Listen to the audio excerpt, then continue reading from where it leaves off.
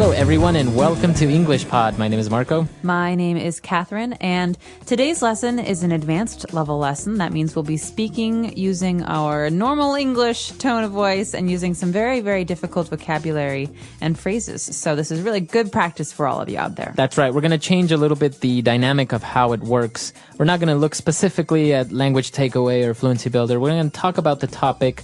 We are going to pick out a couple of different words and phrases that are used in the dialogue, but we're mainly going to just have a conversation, and you can just listen and study a little bit of what we're saying. So what is the topic today, Marco? Well, today we're going to talk about the environment, specifically about our carbon footprint. Okay, that is the title of today's lesson. I encourage all of you to listen to the context of that phrase, and we'll be back in a moment to talk about what it and some of these other phrases mean.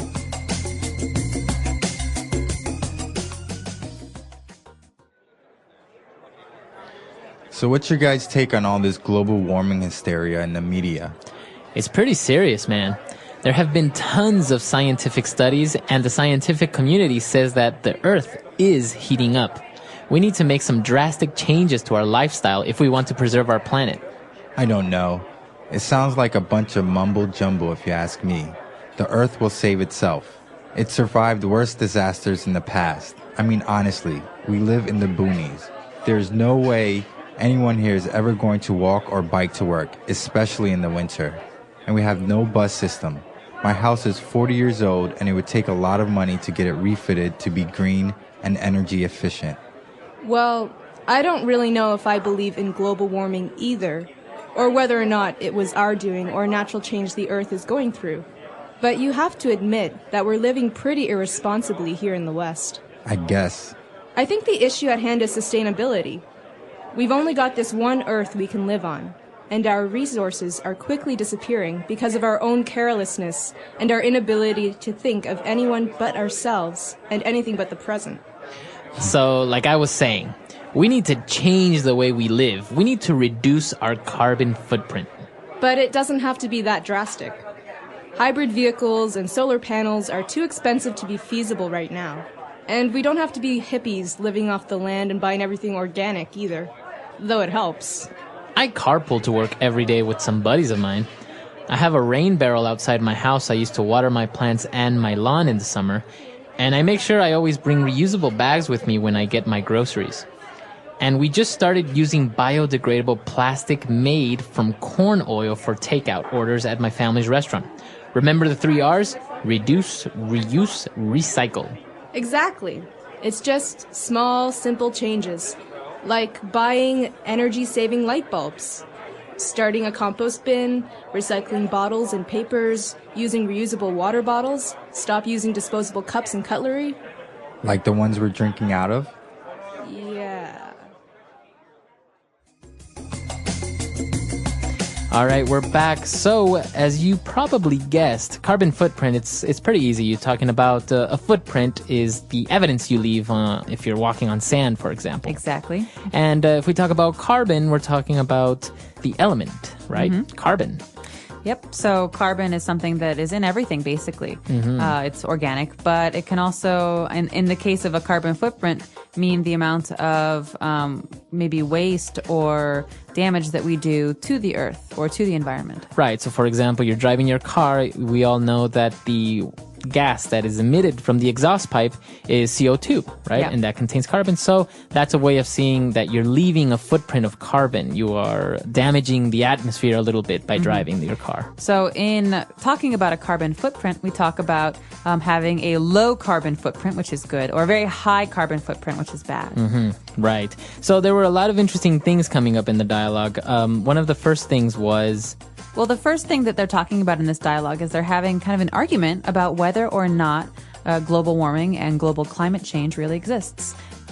Yeah, this is a very interesting part because some people say, well, global warming is happening, global warming is real. And other people say, well, it's not real. It's not really a problem. This is just a phase that the Earth will go through and like everything, it'll disappear.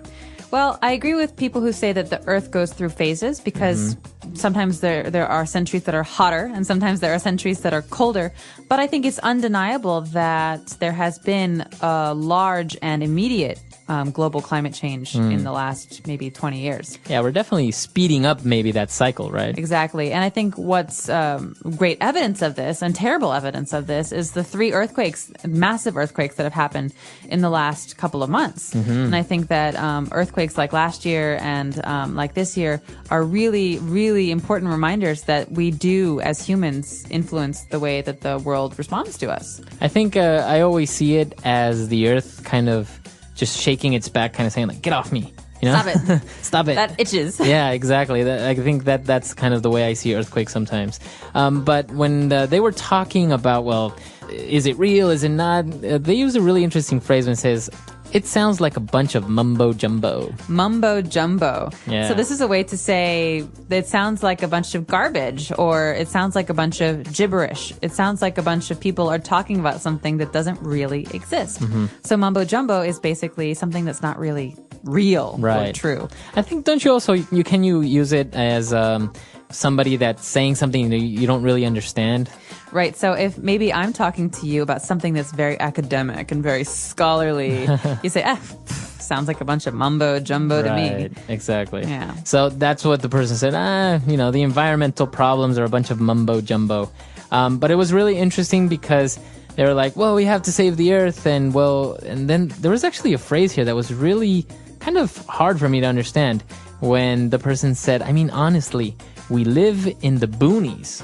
Boonies. So what does it mean by living in the boonies? This is a very common word to hear in spoken English, especially with young people. Boonies means we live far away from civilization. We live far away from cities. We live far away from everything. So maybe these people live in the countryside or in a small village. And they don't feel like they're affected by what people in the big cities do. Okay. So if you say, oh, I live in the boonies, you're just saying, I live really far. Really far away. So this is a very common American word, I think. You can also say boondocks, which is like that movie Boondock Saints. But boondocks and boonies means very far away. So I could say, Marco, I'm not going to drive out to your house for a party. You live in the boonies. Do you have any other ways that you can say that you live really far away? You live in Egypt. You live in Egypt. Which for us in America is obviously very, very far away. Sometimes we say... Yonks. The Yonks, exactly. Yonks, people in New Zealand say that. I've also heard people say, oh, you live where the wind turns around. Really? Haven't you heard that one? Yeah. No, I like that one. It's like one. you live so far. Oh, God, you live where the wind turns around. The end of the earth. Exactly. Wow. So, well, there are a lot of different ways of saying that. So they were talking about different aspects of the environment, like we heard the word green or energy efficient. Okay, so basically what they're doing is they're talking about some of the things they've heard in the media maybe or on TV about what people are supposed to be doing. You know, these are very abstract. That means these are very kind of big terms. Go green or be more energy efficient. Yeah, I've heard this. Like, for example, when people say, oh, you have to be more green or go green, that means more friendly towards the ecosystem, right? That's right. So this is a very general suggestion, and we can talk about specifics in a minute, but this is a very general suggestion for thinking about the environment and doing things to help it. And so go green or be green is a way to be more environmentally friendly.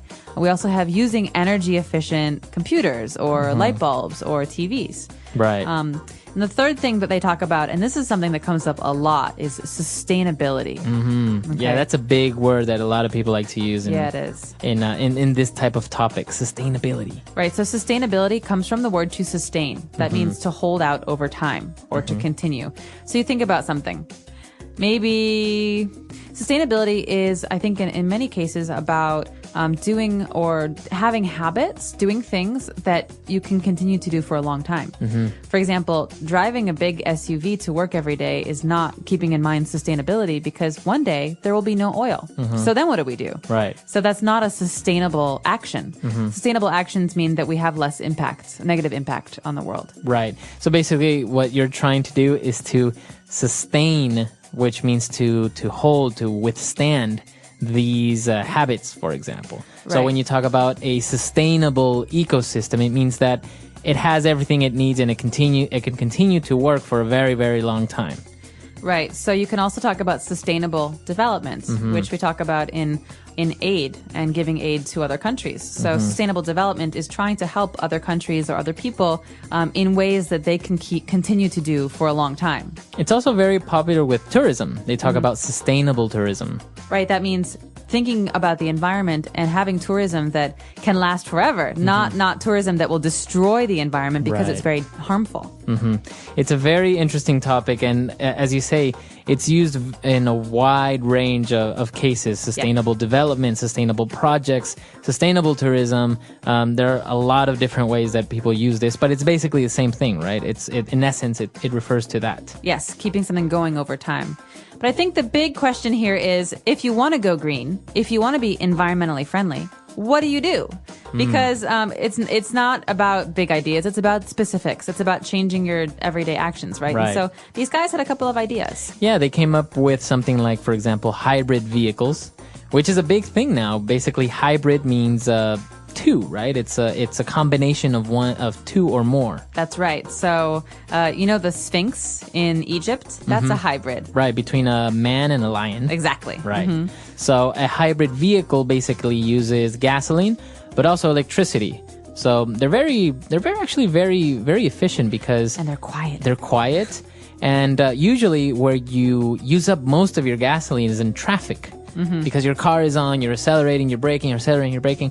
So in this case, I think hybrid vehicles run on the electric engine until they hit, I think it's 30 miles per hour, yeah. And once you surpass that, then it switches to the gas engine, which obviously if you have a constant high speed, it's more efficient, the combustion of the gasoline. Exactly. So a good example of a hybrid vehicle is the Toyota Prius. Right. I think it was like the first one commercially available. But now they have all kinds, and they're actually trying to make entirely electric cars. So lots of things to watch out for there. But they also talked about something for the house, right? So if you want to not just have a nice car that is environmentally friendly, but also to do things with your house, what can you put on your roof? I think we've seen a lot of these. These are called solar panels. Okay, solar has to do with the sun.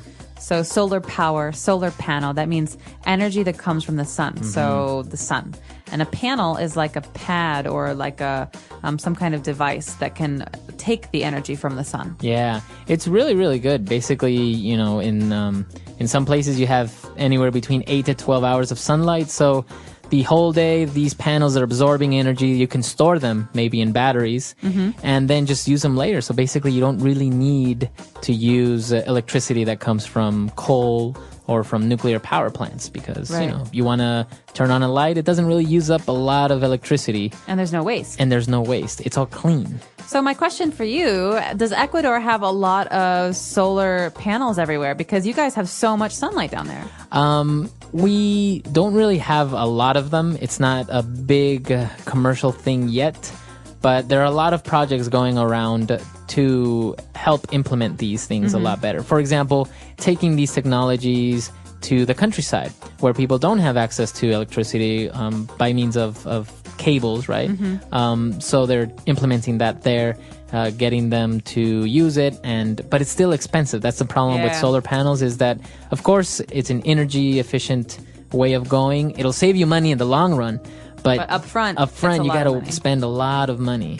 Well, and here's a good way to use sustaining. If someone in the countryside has solar panels in their house, it's a self-sustaining way to produce energy. Exactly. You don't have to depend on another place or a person.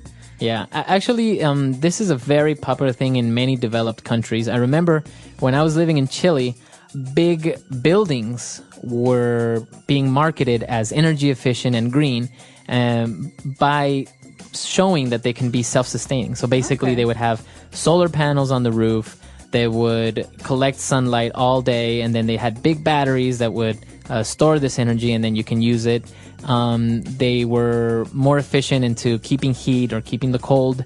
And also what we saw in the vocab that they also had was rain barrels. So basically collecting water from the rain, and then they can use this water obviously through a filtering system in order to be able to drink it or to wash your clothes and stuff. But basically they would say that it could reduce your carbon footprint by more than 50%, and also the amount of money you would spend, because you wouldn't spend so much money on water, you wouldn't spend so much money on electricity or gas and things like this. That's awesome. Well, one of the biggest concerns as far as environmentalism is water. Where water will come from in 50 years. Yeah. Because there is a limited amount of fresh water in the world. Yes. And if we can reuse rainwater and collect it, I think it's brilliant. So a barrel basically is like a big container. It's circular. It's like a circle, and it stands up on the ground or on a roof. And it's brilliant because if you have a rain barrel that collects all this rain, and you have solar panels, basically you don't need gas or electricity to take a warm shower. You just have the solar panels that can heat up the rain barrel water, and there you have a warm water. You have a warm sounds so shower. nice. You have sun-kissed warmth, and you have like fresh rainwater. And Yeah. But the whole water issue is a very popular topic. I recommend that any of our listeners read. There's a very interesting article that talks about, don't worry about petroleum running out in 50 years. We're probably going to run out of our water before that. Yeah. And they project droughts and huge famine in places like India, like in the Middle East, even in places of China. Really? Yeah. Well, not to scare anyone, but But yeah, it's No, interesting reading though. Yeah, it's really good. very serious stuff. Well, the last thing that I think we should talk about before we listen to today's audio file again is the compost bin. Now, this is maybe something that's hard to understand for someone who's never seen one before. Yeah. But basically, compost is... well, the verb is to compost, but it's also a noun. But a lot of people, they don't want to throw away their food and their, organic material, things like flowers and food and biodegradable things. They actually reuse them. So basically, they have a space in the backyard of the house where they throw away all the old food. Yeah. Nothing plastic, nothing non-biodegradable. And that over time turns into fertilizer or mulch for their gardens. Yeah. So basically you're putting it back into the earth. Yeah. No, this is a very good option, and I remember seeing that even in Brazil, they have huge compost bins or compost places that they fill up with this garbage, and obviously things that decompose start to emit methane gas. Yeah.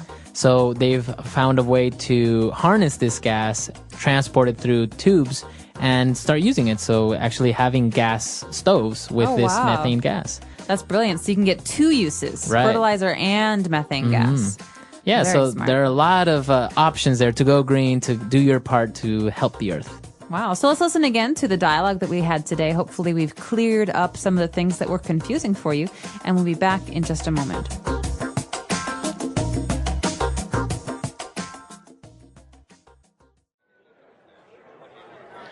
So what's your guys' take on all this global warming hysteria in the media? It's pretty serious, man. There have been tons of scientific studies, and the scientific community says that the Earth is heating up. We need to make some drastic changes to our lifestyle if we want to preserve our planet. I don't know. It sounds like a bunch of mumbo jumbo if you ask me. The Earth will save itself.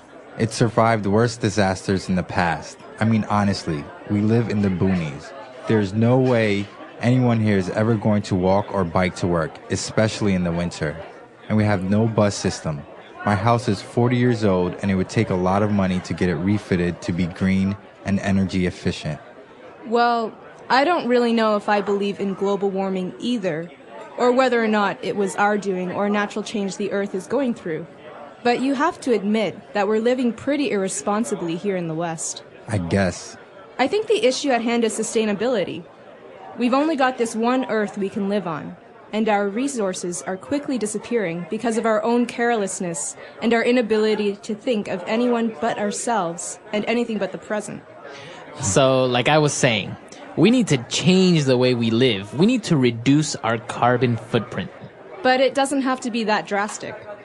Hybrid vehicles and solar panels are too expensive to be feasible right now. And we don't have to be hippies living off the land and buying everything organic either, though it helps. I carpool to work every day with some buddies of mine. I have a rain barrel outside my house I use to water my plants and my lawn in the summer, and I make sure I always bring reusable bags with me when I get my groceries.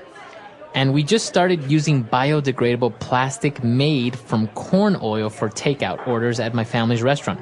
Remember the 3 R's? Reduce, reuse, recycle. Exactly. It's just small, simple changes, like buying energy-saving light bulbs, starting a compost bin, recycling bottles and papers, using reusable water bottles, stop using disposable cups and cutlery. Like the ones we're drinking out of? Yeah.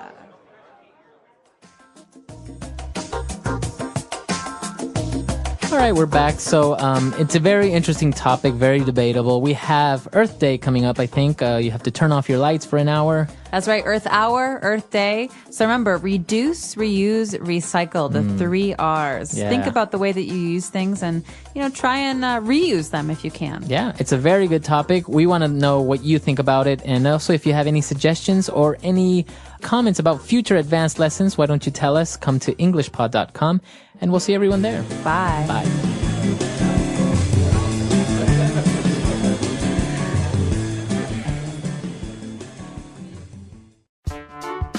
The English Pod Audio Review. Listen to the meaning, then say the vocabulary word. Unintelligible or incomprehensible language. Mumbo jumbo. Gain heat or get hot. Heat up. Maintain in safety from injury, peril, or harm. Preserve. Rural, country, or jungle. Boonies. Keep in existence and maintain. Sustainability. Sudden and severe. Drastic. Capable of being done with means at hand. Feasible. Add new parts. Refit. Prepare and equip for additional use. Refit. Available source of wealth. Resource. Share the car with others to work. Carpool. Let's try that faster. Sudden and severe. Drastic. Capable of being done with means at hand. Feasible. Maintain in safety from injury, peril, or harm. Preserve. Prepare and equip for additional use. Refit. Unintelligible or incomprehensible language. Mumbo jumbo. Share the car with others to work. Carpool. Rural, country, or jungle. Boonies. Keep in existence and maintain. Sustainability. Available source of wealth. Resource. Gain heat or get hot. Heat up. Add new parts. Refit. Now say the word and hear it in a sentence. Mumbo jumbo.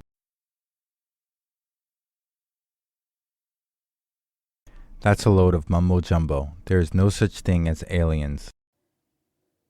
Mumbo jumbo.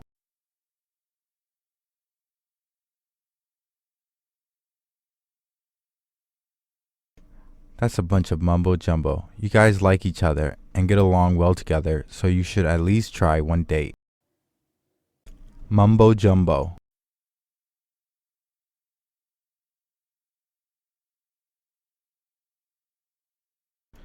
Some people say that what the Bible teaches is a bunch of mumbo jumbo, but I think there's some truth to it. Preserve.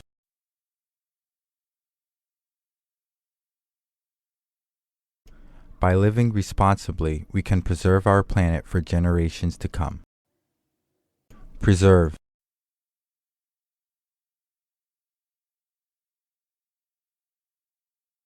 If you don't start preserving your relationship with your sister now, I'm afraid it will only get worse. Preserve.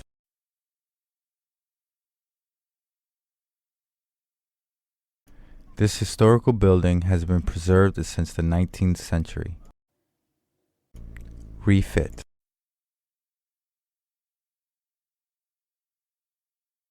My sister had her living room refitted with a new entertainment system. Refit.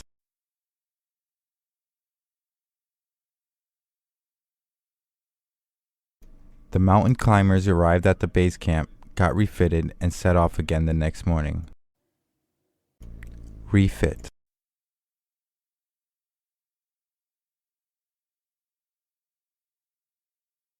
For my birthday, my wife surprised me by refitting my car with a leather interior. Sustainability.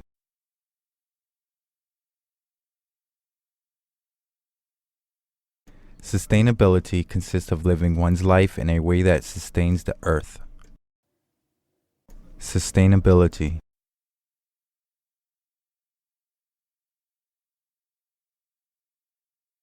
Sustainability is starting to catch on, and many companies are finding greener ways to make their products. Sustainability.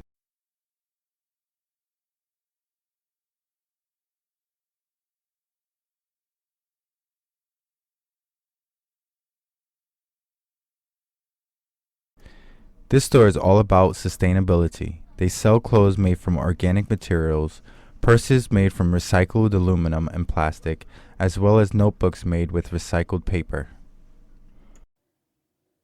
Resource.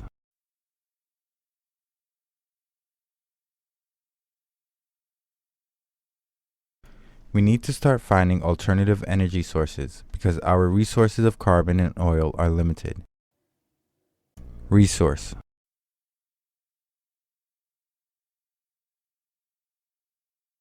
The way we are living is rapidly depleting many of our natural resources. Resource.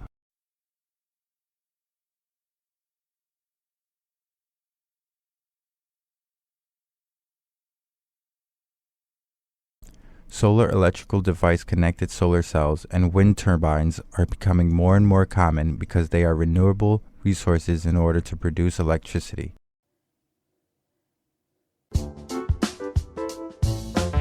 Let's see how well you remember today's words. If someone says they want to reduce their carbon footprint, are they trying to take up less space or lower their environmental impact? When a person mentions solar panels or a rain barrel, are they talking about tools for saving electricity and water or decorations for their home? If something is described as biodegradable, does it mean it breaks down naturally over time or needs special machines to disappear? Drop your answers in the comments. I'd love to see how much stuck with you from today's lesson. These quick review questions are a great way to reinforce key vocabulary and ideas about sustainability. Want to go further? Try writing your own sentence using Go Green or Sustainable Lifestyle and share it below. Don't forget to like the video and subscribe for more. Stay sharp, and we'll see you in the next one.